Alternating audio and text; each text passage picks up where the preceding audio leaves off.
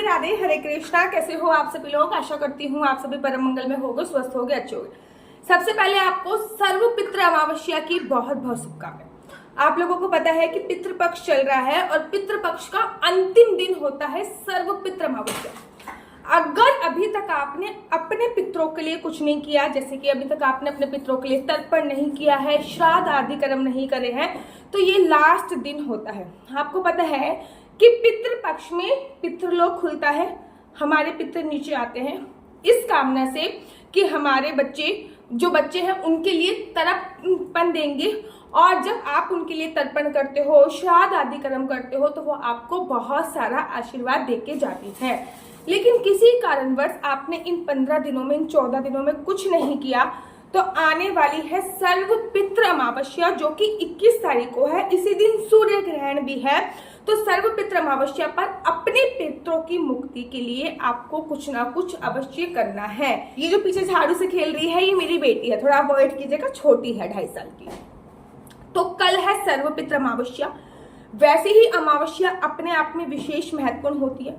ऊपर से सर्वपितृ अमावस्या, इसको सर्वपितृ मोक्ष अमावस्या भी बोला जाता है। अब इसको सर्वपितृ मोक्ष अमावस्या इसलिए बोला जाता है कि हमारे जो पितृ किसी भी लोक में हो, किसी भी योनि में घूम रहे हो, अगर हम सर्वपितृ मोक्ष अमावस्या पर उनके लिए तर्पण करते हैं, उनके लिए कुछ कार्य करते हैं, तो उनको मुक्ति अवश्य और अवश्य मिलती है। चाहे आपके पितरों की कोई भी दिन आपने श्राद्ध आदि कर्म करे हो, लेकिन कल अपने पितरों के निमित्त आपको कुछ कार्य अवश्य करने हैं। सबसे पहले क्या करना है? कल आपको सबसे पहले उनके लिए तर्पण अवश्य करना है। अब तर्पण क्या होता है? 1 लोटा जल लीजिएगा, उसमें ना आप थोड़े से काले तिल डालिएगा, थोड़ा सा दूध डालिएगा, कच्चा दूध होना चाहिए, काले तिल अवश्य। काले तिल क्या होता है? जैसे कि हम किसी को मैं जब कोरियर भेजती हूँ तुलसी माला वगैरह, तो पिन डालती हूँ, ठीक है ना। पिन बहुत इंपॉर्टेंट होता है। पिन कोड से क्या होता है? वो कोरियर उनके घर पे पहुंच जाता है, ठीक है ना। पिन कोड ही उनके घर का प्रॉपर एड्रेस माना जाता है। ऐसे ही जब हम किसी भी चीज में काले तिल का उपयोग करते हैं, तो वो हमारे पितरों के नाम समर्पित हो जाता है। तो 1 लोटा आपने जल लेना है, उसमें काले तिल डालना है, थोड़ा सा दूध डालना है, तुलसी दल उसमें अवश्य डालिएगा। याद रखिए, अमावस्या पर तुलसी दल तोड़ा नहीं जाता, इसलिए आप आज ही तुलसी दल तोड़ लीजिए। कहते हैं अमावस्या पर किसी भी पेड़ पत्ते की एक भी शाखा, एक भी पत्ती तोड़ने पर आपको ब्रह्म हत्या का फल प्राप्त होता है। तो अमावस्या पर कुछ भी मत तोड़िएगा। उसमें तुलसी दल डाल दिए। तुलसी दल डालने से क्या होता है? आपके पितृ किसी भी लोक में घूम रहे होते, किसी भी लोक में, उनको मुक्ति अवश्य मिलती है। उनमें थोड़ी सी दूर बढ़ा दीजिएगा। दूर बढ़ाने से क्या होगा? वो आपके पितृ खुश होकर जाएंगे और आपको आशीर्वाद देके जाएंगे। अब आपको ये आपका जो पर्वत होता है, इसको पितृ पर्वत के नाम से बोला जाता है। अपना हाथ ऐसे कीजिए, अपने घर की दक्षिण दिशा की तरफ, अपना हाथ दक्षिण दिशा की तरफ ऐसे करके ओम पितृदेवताय नमः, ओम पितृदेवताय नमः, ओम पितृदेवताय नमः, ओम पितृदेवताय नमः करते करते आपको तर्पण करना है। तो कल सभी पितरों को, अब बड़े सारे लोग कहते हैं हमारे माता पिता भी जिंदा है, क्या हमें भी तर्पण करना चाहिए? केवल आपके माता पिता ही आपके पितृ नहीं है, अपितु आपके दादा, आपके परदादा, परदादा के भी परदादा, अपितु आपकी 11 पीढ़ी पितरों के निमित्त वाली जाती है। सर्वपितृ अमावस्या पे तर्पण करके ना केवल आप अपने पितरों को मुक्ति पाते हैं, अपितु आपके परिवार में कभी खानदानी कोई जीव जंतु की भी हत्या हुई हो या फिर मृत्यु को प्राप्त हुआ है, तो उनकी भी मुक्ति बहुत सरल और स्वाभाविक हो जाती है। ये जो तर्पण आपको करना है, ये 11 से 2 बजे के बीच में कीजिए। सूर्य भगवान को जल नहीं देना है इसमें। तर्पण हाथ में ऐसे करके ओम पितृदेवताय नमः, ओम पितृदेवताय नमः आपको करना है। उसके बाद आपको गीता के 7वें अध्याय का पाठ करना है। गीता का 7वां अध्याय जो होता है, वो हमेशा किसी को मुक्ति दिला देने वाला होता है। 1 लोटा जल लीजिए, थोड़े से काले तिल डालिए, अपनी उंगली उसमें डालिए और गीता के 7वें अध्याय का पाठ पढ़िए। अगर आपको पढ़ना नहीं आता तो आप YouTube के माध्यम से सुन लीजिए और उसका जो भी पुण्य है वो आप अपने पितरों को जरूर समर्पित कीजिए। देखो, वैसे तो पितरों का बात पीपल के पेड़ पे बोला जाता है, लेकिन रविवार वाले दिन हम पीपल के पेड़ की कोई पूजा अर्चना वंदना नहीं करते। ऐसे में हम पीपल के पेड़ को छोड़कर बट वृक्ष हो गया, कदम का वृक्ष हो गया, ये भी देव वृक्ष की श्रेणी में आते हैं, इन पे जल जरूर सींचेंगे और साथ ही के साथ दीपक अवश्य जलाएंगे। अब कल अमावस्या है, तो कल आपको खीर अवश्य बनानी है। हमेशा पूर्णमासी की खीर रात को बनाई जाती है, अमावस्या की खीर हमेशा सुबह बनाई जाती है। जो आप खीर बनाओ तो उस खीर को कम से कम 7 दोने में या फिर 5 दोनों में अलग अलग निकाल दीजिए। उसमें काले तिल ऊपर से जरूर डालिए।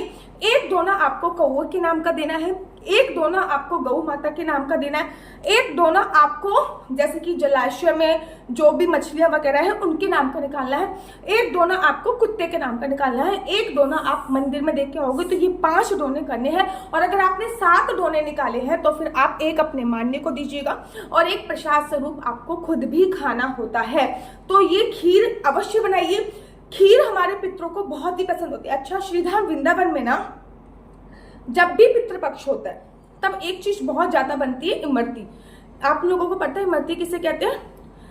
जलेबी की काइंड ऑफ फॉर्म होती है।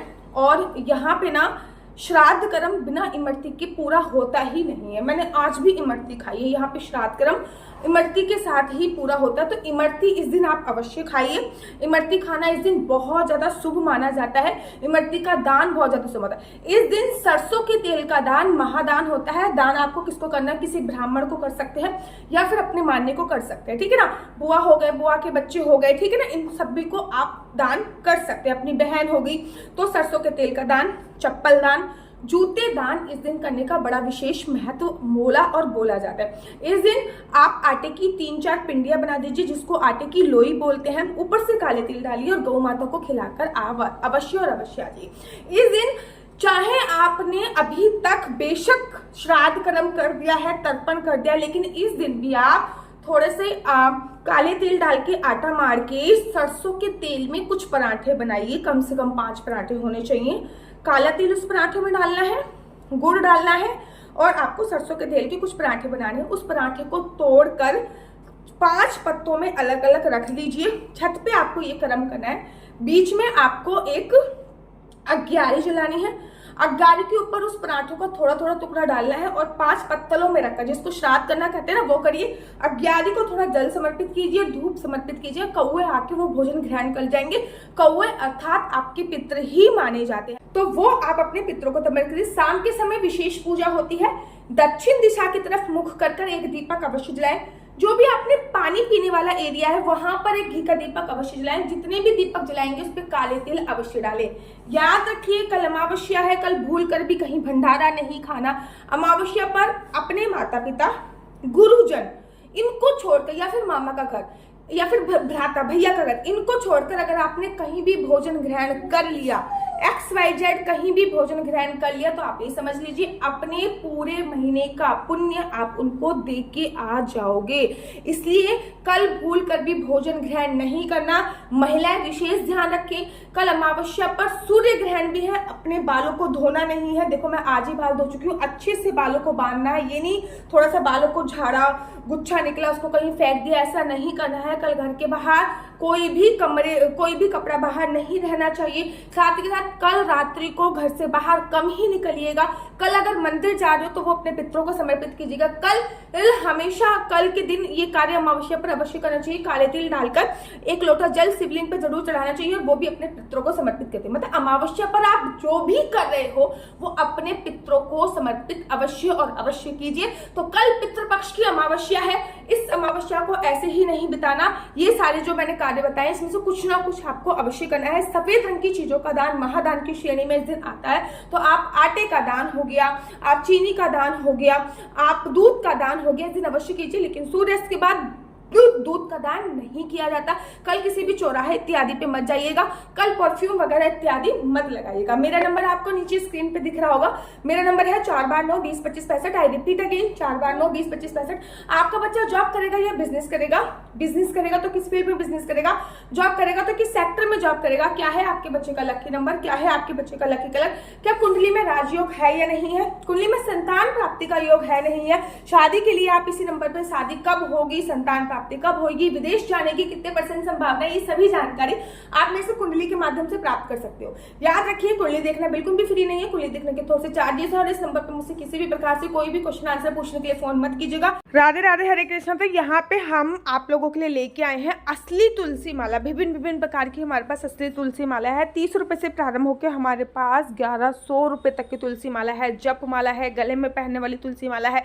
1 राउंड की तुलसी माला है, 2 राउंड की तुलसी माला है, 10 साल तक चलने वाली तुलसी माला है, और डबल राउंड की तुलसी माला है, 3 राउंड की तुलसी माला है, गांठ वाली जपने वाली माला है, बिना गांठ की जपने वाली माला है, राधा नाम के लॉकेट वाली माला है, और लैब सर्टिफिकेट द्वारा प्रमाणित तुलसी माला है, जिसमें हम आपको लैब का सर्टिफिकेट देंगे कि ये असली है या नकली है। बहुत सारी तुलसी मालाएं हम आपके लिए लेके आए हैं।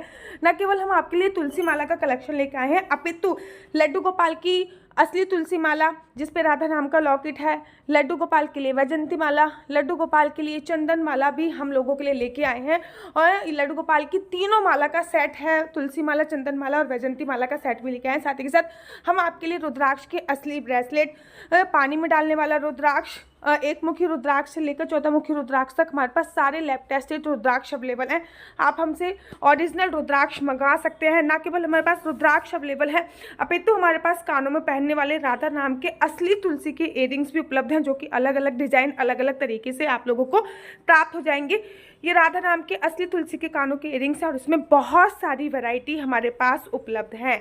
आप जल्दी से जो नीचे नंबर दिया गया है उस पर संपर्क करके अपनी चॉइस से कोई भी राधा नाम के इयररिंग्स अपने लिए ले सकते हैं। उनके प्राइस बहुत ही सस्ते हैं, 150 रुपये से फ्री हो 150 रुपये से स्टार्ट होकर मात्र 200 रुपये तक है। और ये है राधा रानी और भगवान श्री कृष्ण जी के चरण, जो आपको अपने मंदिर में जरूर और विभिन्न प्रकार की अलग अलग तुलसी मालाएं आप लोगों के लिए उपलब्ध है। 30 रुपये से प्रारंभ होकर 1300 रुपये तक की तुलसी मालाएं आप लोगों के लिए उपलब्ध है।